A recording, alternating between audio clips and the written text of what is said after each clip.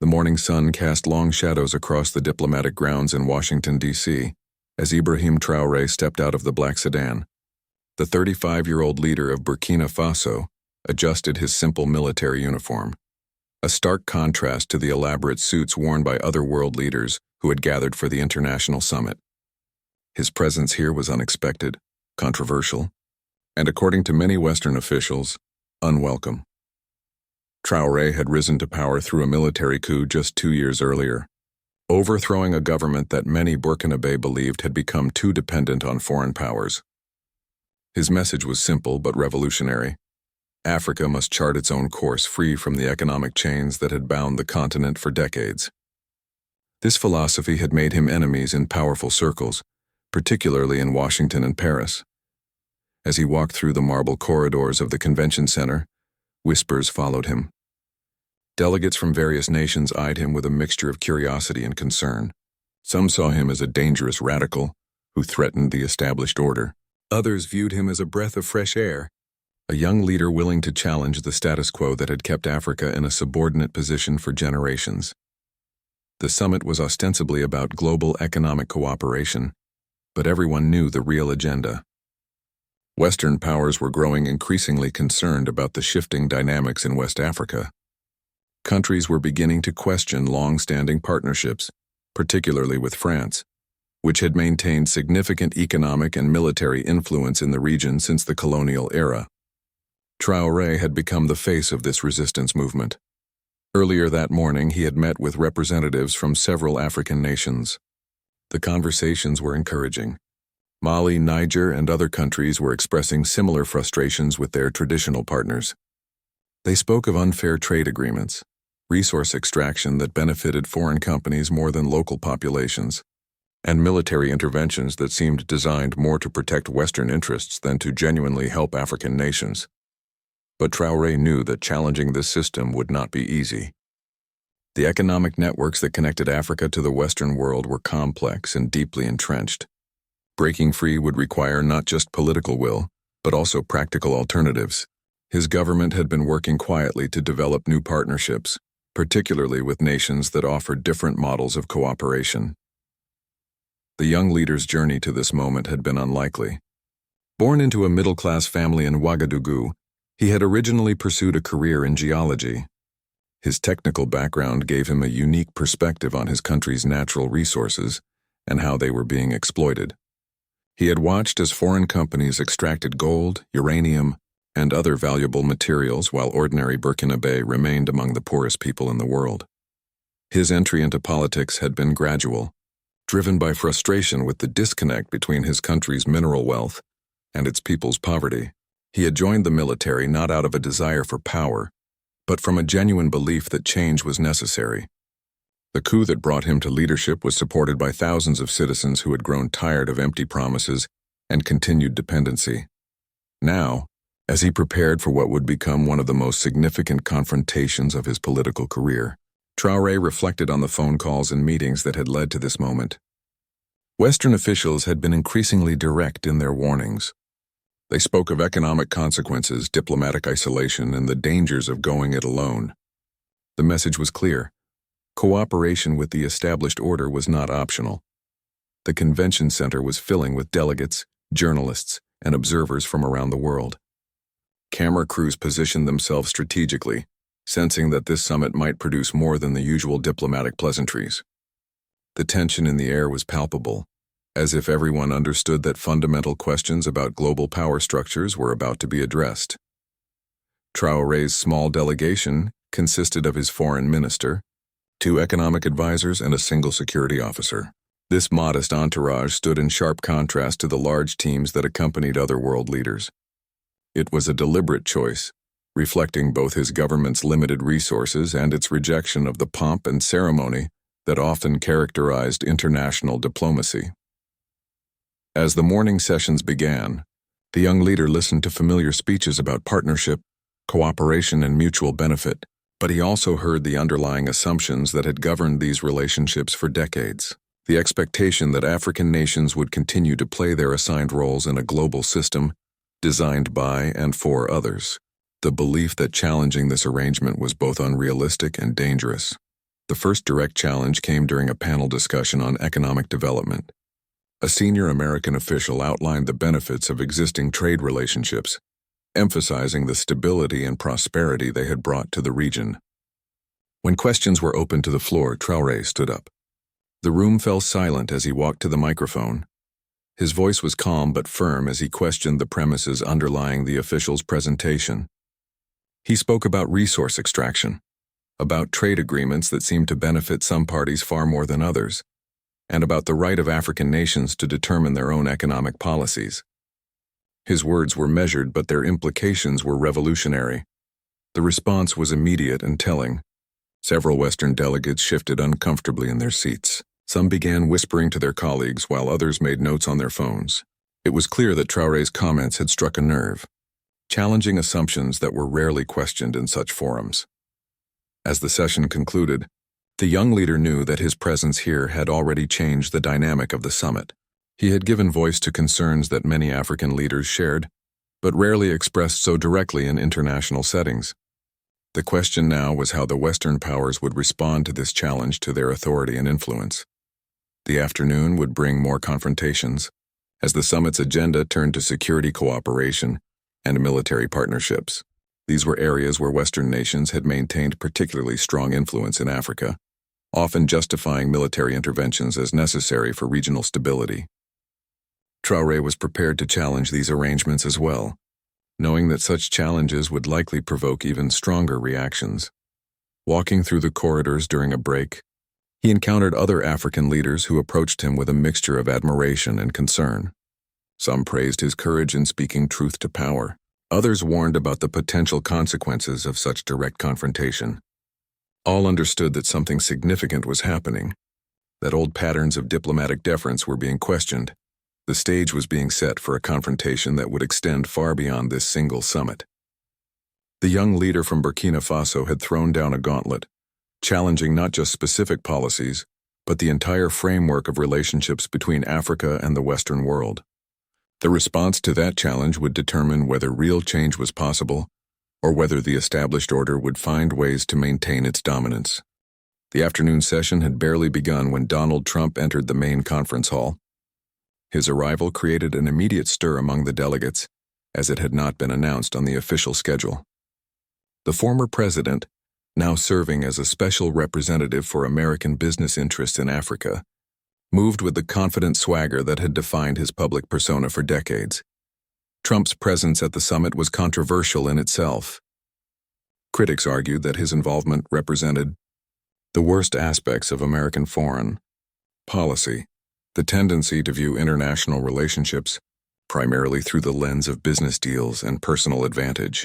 Supporters countered that his direct approach and negotiating experience were exactly what was needed to maintain American influence in a rapidly changing world. As he took his seat at the head table, his eyes immediately found Ibrahim Traoré. The two men had never met, but each knew the other's reputation. Trump saw a young upstart who was threatening profitable arrangements that had served American interests well for decades. Traoré saw the embodiment of an imperial mindset that treated African nations as junior partners rather than sovereign equals. The session's topic was regional security cooperation, but everyone understood that the real issue was military bases and defense contracts. American companies had invested heavily in security partnerships across West Africa, training local forces, and providing equipment through lucrative government contracts. These arrangements served multiple purposes. They generated profits for American firms, maintained American influence in strategic regions, and created dependencies that were difficult to break. When the moderator opened the floor for discussion, Trump did not wait to be recognized. He stood and walked directly to the podium, his movement creating a ripple of tension throughout the room. His opening words were characteristically blunt and designed to establish dominance from the outset. "Let me tell you something about security in this region," he began, his voice carrying the authority of someone accustomed to being heard. "The stability you've enjoyed, the progress you've made, the investments that have flowed into your countries, none of that happens without American leadership and American partnerships." His words hung in the air like a challenge. Several African delegates shifted uncomfortably, while Western officials nodded approvingly. Trump continued, his tone becoming more pointed as he warmed to his theme. Some people in this room seem to think they can go it alone, that they can reject the partnerships that have brought peace and prosperity to this region. That's not just unrealistic, it's dangerous. The threats you face, from terrorism to economic instability, require resources and expertise that, frankly, you don't have on your own. The implication was clear, though he had not yet mentioned anyone by name. He was speaking directly to leaders like Traoré, who had been questioning traditional security arrangements. His message was designed to sound like practical advice while actually serving as a warning about the consequences of independence. Trump's tone shifted as he prepared to deliver his most provocative statement. He looked directly at the section where the West African delegates were seated, his eyes settling on Traoré with unmistakable intent. "You can't succeed without us," he declared, his voice carrying the weight of absolute conviction. "That's not arrogance talking, that's just reality. The global economy, the security architecture, the systems that keep this world functioning, they're built on partnerships with America and our allies. Try to go outside that system and you'll find out very quickly just how isolated and vulnerable you really are." The room fell completely silent. Diplomats stopped taking notes. Journalists leaned forward in their seats. Even the simultaneous translators seemed to pause as if recognizing the significance of what had just been said. This was not the carefully diplomatic language usually heard at such gatherings. This was a direct challenge, delivered with the bluntness that had made Trump famous and infamous in equal measure. Several African delegates looked stunned by the directness of the statement. They were accustomed to more subtle forms of pressure, to hints and implications rather than open declarations of dependency. Trump had stripped away the diplomatic veneer to reveal the power dynamics that usually remained hidden beneath polite language. But if Trump expected his declaration to intimidate or silence his critics, he had misjudged his audience. Ibrahim Traoré rose slowly from his seat, his movement deliberate and controlled. The young leader's face showed no emotion as he walked toward the microphone, but his posture radiated quiet determination. The contrast between the two men could not have been more stark. Trump, in his expensive suit and gold watch, represented wealth and established power. Traoré, in his simple military uniform, embodied a different kind of authority, one derived from principle rather than privilege, from representing the aspirations of people who had been marginalized by the very system Trump was defending. As Traoré reached the microphone, he turned to face not just Trump but the entire assembly. His voice when he spoke was calm but carried an intensity that commanded attention from everyone in the room. "Mr. Trump," he began, using the formal address despite the informal nature of the confrontation. "You speak of partnerships, but what you describe sounds more like dependency. You talk about success, but whose success are you really defending?" His words were measured, but their impact was immediate. This was not the usual diplomatic back and forth of international conferences. This was a direct challenge to fundamental assumptions about global power relationships. Traoré continued, his confidence growing as he found his rhythm. "You say we cannot succeed without you, but I ask you to consider what success means. Is it success when a country rich in gold and uranium cannot provide clean water to its people? Is it success when the profits from our resources flow to foreign shareholders while our citizens remain in poverty?" The young leader paused, letting his questions hang in the air. He could see that his words were having an effect, not just on Trump but on delegates throughout the room. Some African representatives were nodding slightly, while Western officials looked increasingly uncomfortable. "You warn us about isolation," Traoré continued, "but we are already isolated from the benefits of our own wealth. You speak of vulnerability, but we are already vulnerable to economic systems that extract our resources while offering little in return. You cannot threaten us with conditions that already exist." Trump's face was reddening as he listened to this unexpected pushback. He had expected deference or at most polite disagreement. Instead, he was facing a systematic deconstruction of his entire worldview. The other delegates watched in fascination as the confrontation unfolded. The tension in the room was palpable as Traoré prepared to deliver his response to Trump's challenge.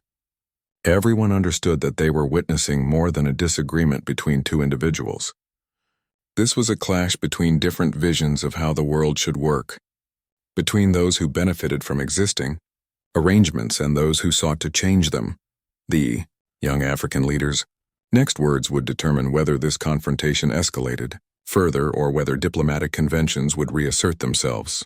But from the look of determination on his face, it was clear that Traoré had no intention of backing down from the challenge that had been thrown at his feet. The silence in the conference hall was deafening as Ibrahim Traoré prepared to deliver his response to Trump's challenge. Every eye in the room was fixed on the young African leader, while cameras captured what many already sensed would become a historic moment. The weight of generations of colonial and post-colonial relationships seemed to hang in the balance.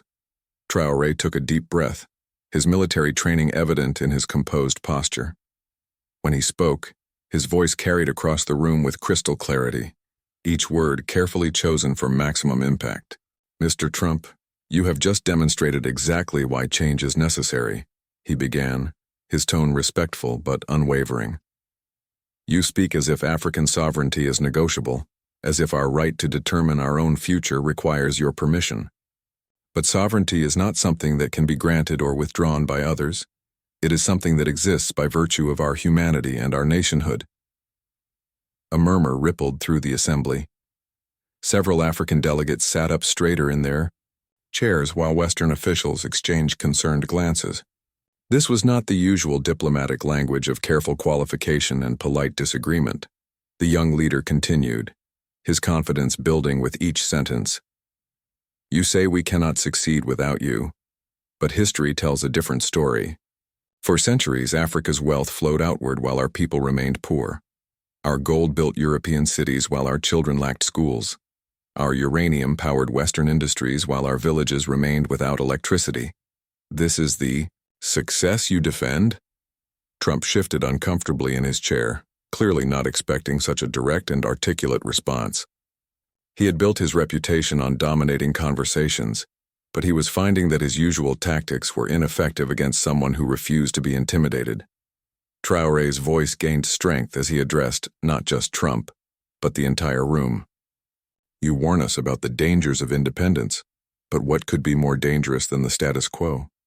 What could be more threatening than systems that condemn entire populations to poverty while enriching those who control the extraction of their resources?" The young leader paused, allowing his words to sink in. He could see that he had the attention of not just the delegates in the room, but of the journalists whose articles would carry this message around the world. This was his opportunity to articulate a vision that went beyond criticism to offer a real alternative. "But I am not here today to dwell on the past," Traoré continued, his tone shifting from criticism to vision. "I am here to talk about the future. A future where partnerships are based on mutual respect rather than dependency, where trade agreements benefit all parties equally, where African resources serve African development first and foremost." His words sparked immediate reactions throughout the hall. Some African delegates began nodding more vigorously, inspired by hearing their own aspirations articulated so clearly. European and American representatives, however, looked increasingly concerned as they recognized the implications of what was being proposed. Trump could no longer remain silent. He stood abruptly, his face flushed with anger and indignation. "That's a nice speech, young man," he said, his voice dripping with condescension. "But speeches don't build economies. Idealism doesn't create jobs or provide security. You're talking about throwing away relationships that have taken decades to build, partnerships that have brought stability to your region." The former president moved closer to the podium, his posture aggressive and confrontational. "You think you can just walk away from the global economy? You think you can ignore the systems that keep trade flowing and investments coming? Good luck with that fantasy." But Traoré was ready for this response. He had anticipated that his vision would be dismissed as unrealistic, and he had prepared concrete examples to counter such criticism. "Mr. Trump, you speak of fantasy, but let me share some facts with you. In the past 2 years, my country has renegotiated mining contracts to ensure that more revenue stays within our borders. We have diversified our trading partners to reduce dependency on any single market. We have invested in infrastructure projects that serve our people's needs rather than just facilitating resource extraction." The young leader's voice grew stronger as he outlined these achievements. "These are not fantasies, they are concrete results. Our literacy rates are improving, Our agricultural production is increasing, and our people are beginning to see real benefits from their country's natural wealth. Several journalists were now taking notes furiously, recognizing that they were witnessing something extraordinary. This was not the usual diplomatic theater of polite disagreements and vague commitments. This was a fundamental challenge to the global order, articulated by someone who had actually begun implementing alternatives. Traoré continued his response, addressing Trump's warnings about isolation with specific examples of new partnerships. You say we will be isolated, but isolation from what? From agreements that extract our wealth while offering little in return? We are building new relationships with countries that offer technology transfer instead of just resource extraction, with partners who invest in our people's education rather than just our minds. The young leader's mention of alternative partnerships clearly struck a nerve with the Western delegates. They had been watching with growing concern as African nations began diversifying their international relationships, reducing their dependence on traditional partners. This trend threatened not just economic interests but geopolitical influence that had been carefully built over decades. Trump's response was immediate and heated. Those new partners you're so excited about, do you really think they care more about your people than we do? Do you think they're offering you these deals out of the goodness of their hearts? You're being naive if you think changing partners will change the fundamental realities of global economics. But Traoré was prepared for this line of argument as well. Mr. Trump, you are right that international relationships are based on interests rather than sentiment. But that is exactly my point. Our current relationships serve others' interests far more than our own. New partnerships offer different terms, different possibilities. At minimum, they offer competition which can only benefit us. The exchange was becoming increasingly heated, with both men abandoning diplomatic niceties in favor of direct confrontation. The other delegates watched in fascination as fundamental questions about global power relationships were debated openly rather than hidden behind diplomatic language. As the confrontation continued, it became clear that this was about more than just economic policies or trade agreements. This was a clash between different philosophies of international relations, between those who believed that existing hierarchies were natural and beneficial, and those who saw them as artificial constructs that could and should be changed. The young African leader prepared for his most direct response yet to Trump's challenge. The moment had arrived for him to deliver the words that would define not just this confrontation, but his entire approach to leadership and international relations. The room held its collective breath as Traoré prepared to respond to the fundamental question of whether small nations could truly chart their own course in a world dominated by great powers. The tension in the conference hall had reached a breaking point. Ibrahim Traoré stood at the podium, facing not just Donald Trump but the collective power of the Western establishment. The young African leader's calm demeanor contrasted sharply with Trump's increasingly agitated state. But both men understood that they were fighting for more than just their individual positions. They were battling over the future of international relations. Traoré looked directly at Trump, his eyes reflecting a steely determination that had been forged through years of witnessing his people's struggles. When he spoke, his voice carried the weight of history and the hopes of millions who had never had a voice in these halls of power. Mr. Trump, he began, his tone measured but powerful. You have made your position clear. You believe that Africa's future depends on maintaining relationships that have kept us subordinate for generations. You think that our natural desire for dignity and self-determination is naive idealism. But let me tell you what I think is naive, believing that the current system is sustainable. The young leader paused, allowing his words to resonate throughout the room. He could see that he had captured not just the attention of the delegates, but their imagination as well. Here was someone willing to speak truths that many had thought but few had dared to articulate. You say we cannot succeed without you, Traoré continued, his voice growing stronger with each word. You present this as an immutable fact, as if our dependency is written in the laws of nature rather than created by the decisions of men. But I reject this premise entirely. I reject the idea that any nation must remain forever dependent on the goodwill of others. Several African delegates were now leaning forward in their seats, inspired by hearing their own frustrations given such eloquent voice. This was more than a diplomatic exchange. It was becoming a manifesto for a new kind of international relationship. Traoré's next words would become the most quoted from the entire summit.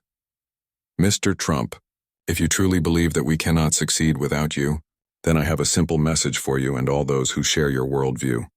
Then prepare for defeat. Because we will succeed and we will do so on our own terms." The impact of these words was immediate and electric. The room erupted in a mixture of gasps, applause, and heated conversations. Some delegates looked shocked at the directness of the challenge, while others seemed energized by the boldness of the declaration. Camera flashes illuminated the scene as photographers captured what they knew was a historic moment. Trump's face turned red with anger and indignation. He had expected deference or at worst polite disagreement. Instead, he was facing open defiance from someone he had clearly underestimated. "You think this is some kind of game?" He shot back, his voice rising.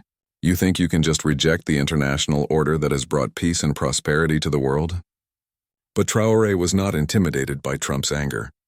If anything, the hostile response seemed to strengthen his resolve. "Peace and prosperity for whom, Mr. Trump? Your version of international order has brought tremendous wealth to some while leaving billions in poverty. Your peace is built on the submission of those who dare not challenge your authority." The young leader moved away from the podium, addressing not just Trump, but the entire assembly. "You ask if I think this is a game? No, Mr. Trump, this is the most serious matter imaginable. This is about the future of human dignity, about whether entire continents will be condemned to permanent subordination or whether they will be allowed to realize their full potential." His words struck at the heart of the moral contradictions in the existing global order. How could a system that produced such inequality be considered just? How could relationships based on dependency be called partnerships? These questions had been asked before, but rarely with such force in such a prominent forum. Trump attempted to regain control of the exchange by shifting to practical concerns. "Fine, talk about dignity all you want. But when your grand experiment fails, when your economy collapses because you've cut yourself off from global markets, don't come crying to us for help. Don't expect the international community to bail you out when your idealism crashes into reality." This threat was clearly designed to intimidate not just Traoré, but other African leaders who might be considering similar paths. The message was unmistakable. Challenge the existing order at your own peril. But the young Burkinabe leader was ready for this tactic as well. "Mr. Trump, you speak of failure as if it were inevitable. But what would you call the current situation? Is it success when a continent rich in every natural resource imaginable cannot feed its own people? Is it success when nations that produce the world's gold and diamonds cannot provide basic health care to their citizens?" Traoré's counter-argument was devastating in its simplicity. How could the existing system be considered successful when it produced such obvious failures? His questions highlighted the absurdity of defending arrangements that created such stark contradictions. The exchange was being watched not just by those in the room, but by people around the world through live television coverage and social media. In Burkina Faso and across West Africa, crowds gathered around televisions and radios to hear their young leader taking on one of the most powerful men in the world.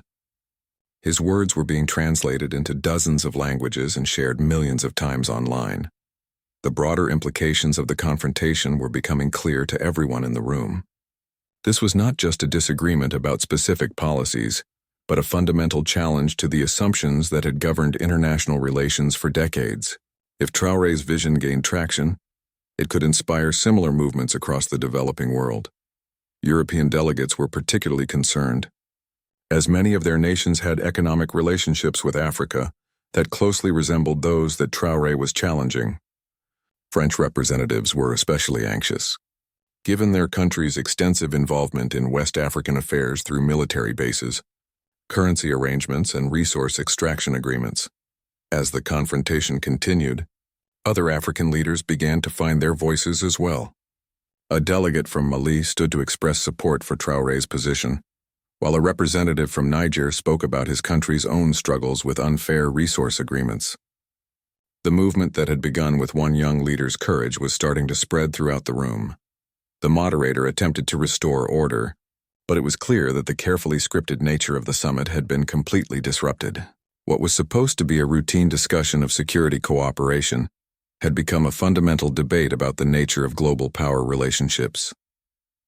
Trump, realizing that he was losing control of the narrative, made one final attempt to intimidate his challenger.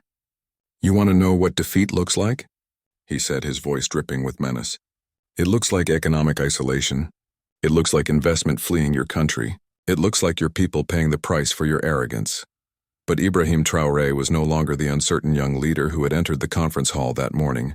He had found his voice, his message, and his mission. His response would cement his reputation as a leader willing to challenge the global order, regardless of the personal cost. The confrontation had reached its climax, but Ibrahim Traoré was far from finished. Trump's threats of economic isolation and investment flight had been heard by African leaders countless times before. Carrots and sticks designed to maintain compliance with an unjust system. But this time the response would be different. Traoré stepped back to the microphone with the confidence of someone who had nothing left to lose and everything to gain. His voice when he spoke carried a new quality, not just determination, but a kind of liberation that comes from finally speaking truth to power without reservation. "Mr. Trump, your threats reveal more about your mindset than they do about my country's future," he began, his tone steady despite the magnitude of the moment. "You speak of economic isolation as if it were a punishment you could impose. But you fail to understand that we are already isolated. Isolated from the benefits of our own resources. Isolated from meaningful participation in global decision-making. Isolated from the prosperity that our wealth creates for others." The young leader's words cut through the diplomatic pretense like a sword through silk. He was exposing the fundamental contradiction at the heart of Trump's argument. How could you threaten someone with a condition they already experienced? "You warn that investment will flee our country," Traoré continued. "But what kind of investment are you defending? Investment that extracts our gold and uranium while leaving our people in poverty? Investment that builds mines but not schools? That constructs extraction facilities but not hospitals? If that investment flees, we will replace it with investment that actually serves our people's needs." His response was drawing nods of agreement from delegates throughout the room. Even some Western representatives seemed uncomfortable with Trump's heavy-handed approach, recognizing that such tactics were increasingly counterproductive in a world where information traveled instantly and public opinion mattered more than ever before. The confrontation had transformed Traoré from a relatively unknown African leader into a global symbol of resistance to economic imperialism. His words were being broadcast live across multiple continents, inspiring similar movements and leaders who had been waiting for someone to articulate their own frustrations so clearly. But the young leader was not content to simply defend against Trump's attacks. He had come to this summit with a positive vision, and he was determined to share it regardless of the personal cost. "Let me tell you what success actually looks like," he said, his voice taking on an inspiring quality that had been absent from the technical discussions that typically dominated such gatherings. "Success looks like African children learning in schools, built with African resources. Success looks like African farmers using irrigation systems powered by African energy. Success looks like African entrepreneurs building businesses that serve African markets first, then export their innovations to the world. Success looks like partnerships based on mutual respect rather than historical dominance." His vision was simple but revolutionary. Instead of accepting permanent subordination in a global system designed by others, African nations could build their own systems based on their own priorities and values.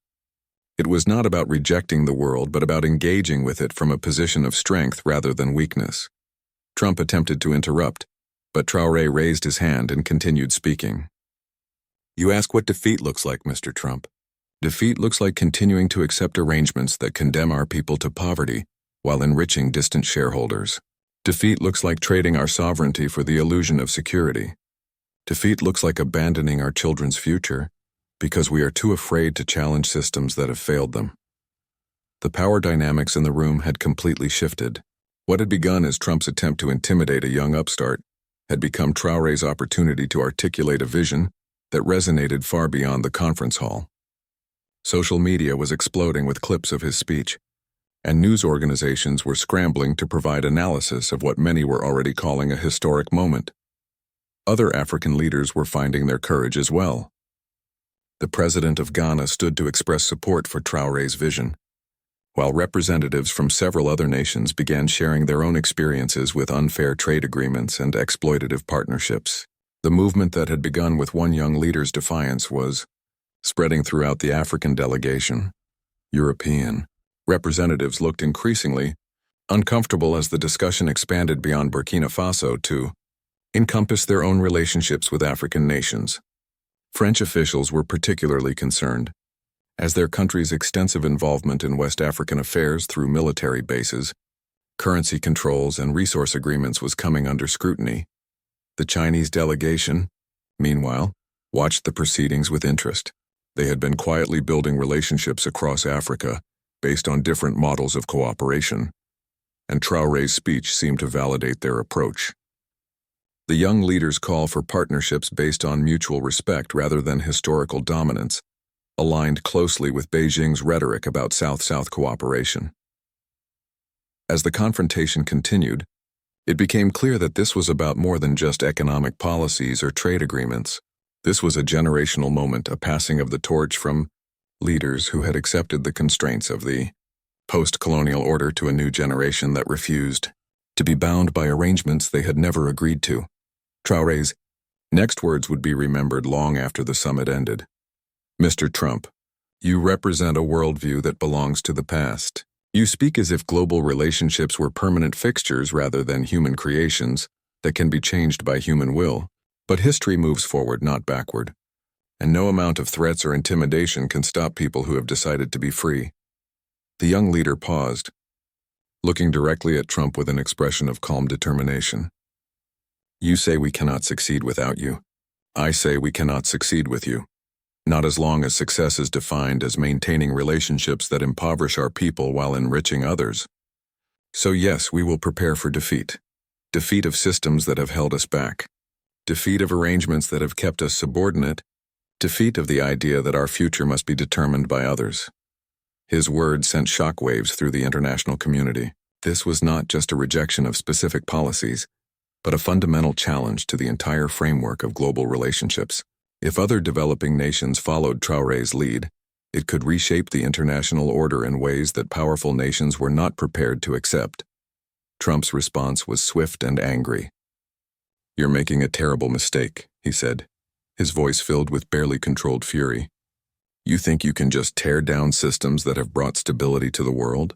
You think your little revolution is going to succeed where others have failed? History will judge you harshly for this foolishness. But Traoré was no longer listening to Trump's threats. He had found his message and his mission, and he was determined to see it through regardless of the consequences. His final words of the confrontation would echo around the world. History will indeed judge us, Mr. Trump. But it will judge us for our courage in challenging injustice, not for our compliance with systems that perpetuate it. The choice is clear. We can continue to accept arrangements that have failed our people, or we can build something better. We have chosen to build. The aftermath of the confrontation was immediate and far-reaching. As Ibrahim Traoré walked away from the podium, the conference hall erupted in a cacophony of voices. Delegates clustered in animated groups, journalists frantically typed on their phones, and security personnel moved nervously through the crowd. The carefully orchestrated summit had been transformed into something unprecedented, a genuine moment of historical significance. Trump stood frozen at his position, his face a mask of barely controlled rage and disbelief. He had expected to dominate the young African leader, to put him in his place with the kind of intimidation tactics that had served him well throughout his career. Instead, he had been outmaneuvered by someone a fraction of his age, someone who had turned his own threats against him with devastating effectiveness. The immediate media response was explosive. Within minutes, clips of Traoré's then prepare for defeat declaration were circulating on every major social media platform. News organizations scrambled to provide context and analysis, but the power of the moment spoke for itself. Here was a young African leader who had faced down one of the most powerful men in the world and emerged victorious. In Burkina Faso, crowds had gathered in public squares to watch the confrontation on large screens. When their president delivered his defiant response to Trump's threats, the celebrations were spontaneous and joyful. People danced in the streets not because they were naive about the challenges ahead, but because someone had finally given voice to their deepest aspirations for dignity and self-determination. The reaction across Africa was similarly electric. In Mali, Niger, Chad, and other countries that had been questioning their traditional relationships with Western powers, Traoré's words resonated like a clarion call. Political leaders who had been privately expressing similar frustrations found themselves under pressure from their own populations to take more assertive positions. But the confrontation also had immediate practical consequences. Within hours of the summit's conclusion, several major Western investors announced they were reviewing their commitments to projects in Burkina Faso. The message was clear. There would be economic consequences for challenging the established order. Traoré had expected this response. In the weeks leading up to the summit, his government had been quietly preparing for exactly this scenario. They had secured commitments from alternative partners, diversified their economic relationships, and built reserves to weather the inevitable storm. More importantly, they had prepared their people psychologically for the challenges that would come with choosing independence over security. The young leader's return to Ouagadougou was triumphant. Thousands of people lined the streets from the airport to the presidential palace, cheering and singing songs of freedom. But Traoré knew that the real work was just beginning. Making good on his bold declarations would require more than inspiring speeches. It would require practical policies, alternative partnerships, and the kind of sustained commitment that could outlast the inevitable pressure campaigns. In the weeks that followed, the divide between Western powers and the new generation of African leaders became increasingly apparent. France recalled its ambassador from Burkina Faso for consultations, while the European Union announced a review of aid programs. These were the predictable responses of institutions that had been challenged in their fundamental assumptions about global relationships. But for every door that closed, another seemed to open. Countries that had been watching the confrontation with interest began reaching out with offers of partnership on different terms. Investment proposals arrived from nations that were willing to share technology, build local capacity, and respect sovereignty rather than simply extract resources. The economic data from the months following the summit told a complex story. Yes, some traditional investors had withdrawn their support, and yes, there had been short-term economic disruption, but new partnerships were developing. Local industries were beginning to grow, and for the first time in generations, more of the country's wealth was staying within its borders. Perhaps most importantly, the psychological impact of the confrontation extended far beyond economics. A generation of young Africans had watched one of their own stand up to global power and emerge with dignity and tact. Universities across the continent began offering courses on the Traoré doctrine, analyzing both the message and the methods of his historic challenge to the international order. The ripple effects continued to spread. In Latin America, Asian countries, and other regions of the developing world, political leaders began citing Traoré's example as they renegotiated their own international relationships. The idea that small nations could chart their own course, that they could reject arrangements that did not serve their people's interests, was gaining traction globally. Trump, meanwhile, found his influence diminished by the very public nature of his defeat. His approach to international relations, based on intimidation and transactional thinking, looked increasingly outdated in a world where information traveled instantly and public opinion mattered more than ever. The confrontation had revealed the limitations of power based solely on wealth and military might. A year after the summit, Ibrahim Traoré reflected on the journey that had brought him from a relatively unknown military leader to a global symbol of resistance to economic imperialism. The path had not been easy. There had been assassination attempts, economic pressure, and constant diplomatic harassment. But there had also been victories, both large and small, that validated his belief that change was possible. The most significant victory was not economic or political, but psychological. An entire generation of Africans now believed that their future was in their own hands rather than subject to the whims of distant powers. Children grew up hearing stories of the day their president faced down the most powerful man in the world and declared their nation's independence from systems of exploitation, as Traoré prepared for another international summit. This one focused on South-South cooperation. He carried with him the lessons learned from that historic confrontation. The world was changing, old arrangements were being questioned, and new possibilities were emerging for those brave enough to seize them. The young leader's transformation from an unknown military officer to a global icon of self-determination had taken just a few years, but its impact would be felt for generations. He had proven that David could still defeat Goliath, that right could triumph over might, and that the future belonged to those willing to fight for it rather than those content to accept arrangements imposed by others. The confrontation that began with Trump's arrogant declaration that "you can't succeed without us" had ended with Traoré's defiant response, "Then prepare for defeat." History would record which prediction proved more accurate. But the young leader from Burkina Faso had already succeeded in the most important way. He had shown that another world was possible.